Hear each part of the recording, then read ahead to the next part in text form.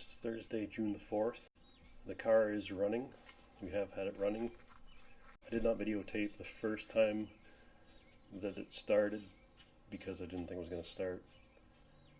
But this is the first cold start since it's been running, and I just wanted to videotape it to see if it repeats the same process that it did the last time it started and it took a lot of cranking, or if it's going to start up for me kind of like it should, like you'd expect it to.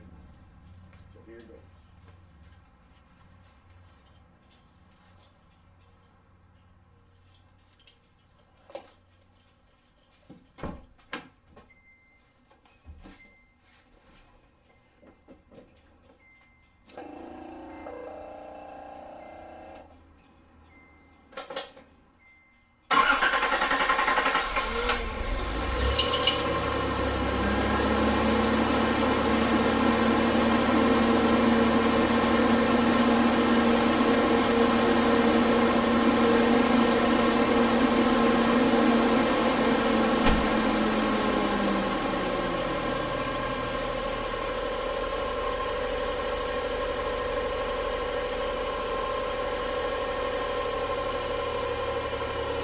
Well, there you have it.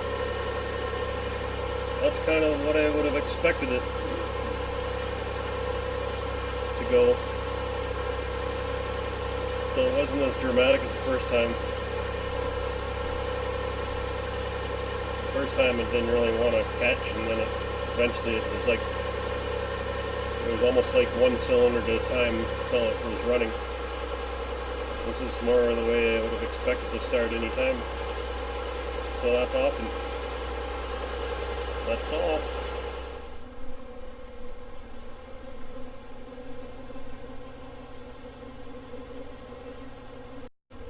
Well, there it is.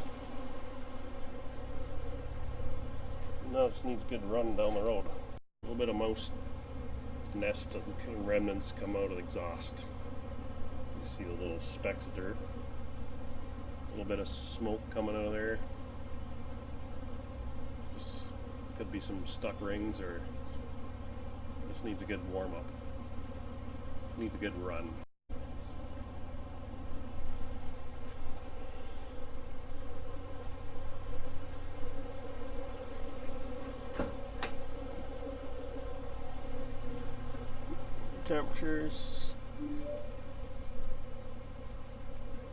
Temperature is on the left, just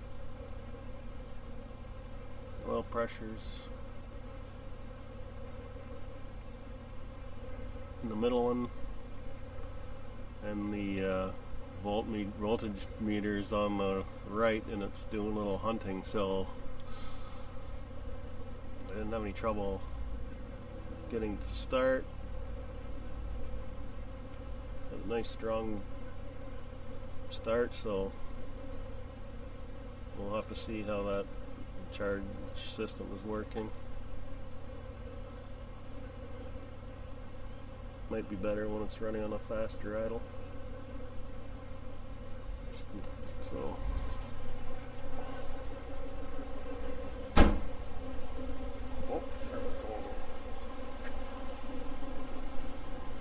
I'm just gonna clean up the brakes and put new oil in the system and then bleed them. I'm gonna try to do it without replacing any parts. I'm gonna have the rotors turned likely. That shinier spot, that's from taking a wire brush to them.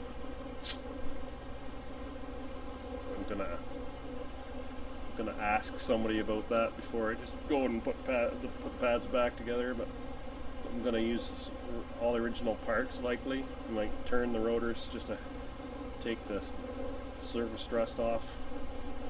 The pads I'm going to take them to sandpaper and see if I can get them down to fresh meat, and then the calipers I'm going to take them apart and grease the sliders and maybe take the rust off of them too, and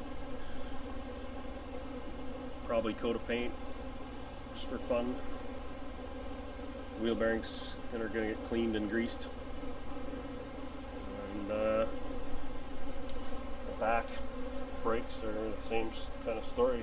They're just disc brakes.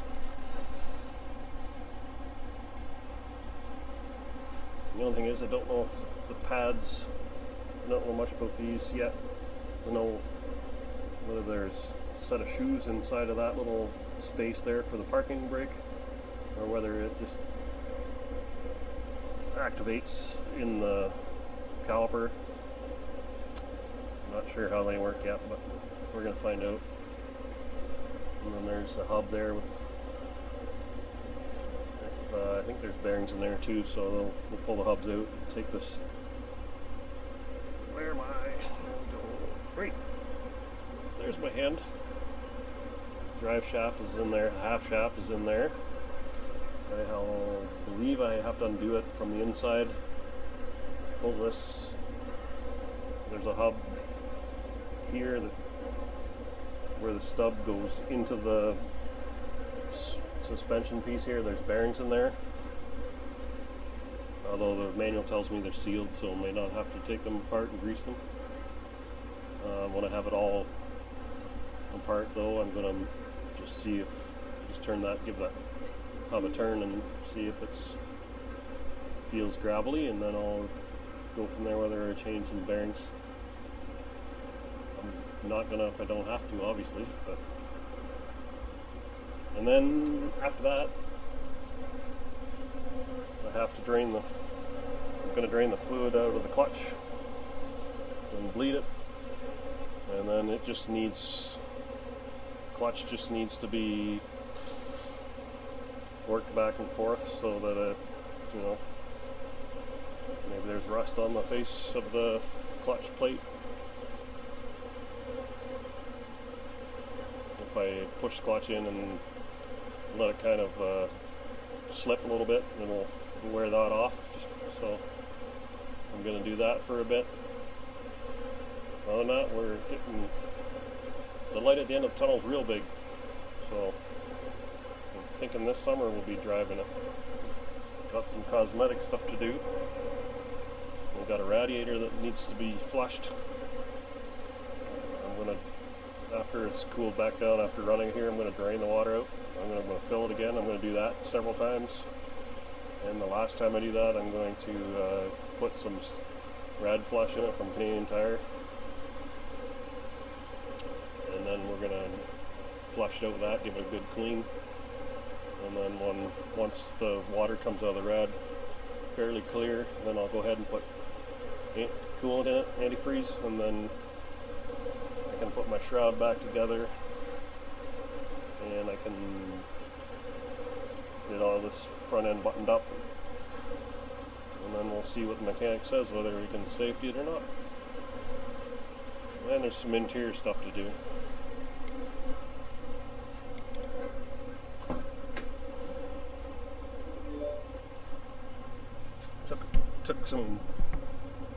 Took some panels out, thinking I'd have to chase some wiring when it wasn't starting, and some vacuum leaks because there's a vacuum pump on the front that runs the HVAC system in here, and it must do a few other things too, but I thought I was going to have to get into that because it was leaking, but I found the source of the leak under the hood. And then we're going to, put all these panels back in. My headliner is falling down, you see. Gotta glue it back up in place. Maybe just enough to get it to stay up out of the way so we can drive it, and maybe eventually, maybe in the wintertime, I'll peel the headliner out and I'll glue new material to it, or glue it back up in place and tighten it up. It's fairly loose, so I think I can do that in the wintertime. Put this in the way for the winter, and then we'll do some of that stuff then, and take it in the house and let it warm up, and then do it. And some of these, my computer, the ECM is pulled out on the floor right now. I wanted to check some codes, and I did that, and then now that it's running, I gotta go through the diagnostics just for fun. Might as well, it's sitting out there on the floor, so I'm going to run through the rest of the diagnostics and then look into, if I get any codes, we'll look into whatever I'm getting out of it, if anything, and then once I'm happy with the way things are, then I'll tuck that ECM back into its little home down there in the little kick panel, I guess you'd say, and cover it in. So yeah, and then parking brake, that goes along with the rear brakes, but I'll adjust and set that up so I can get this thing to safety. So that's where we're at.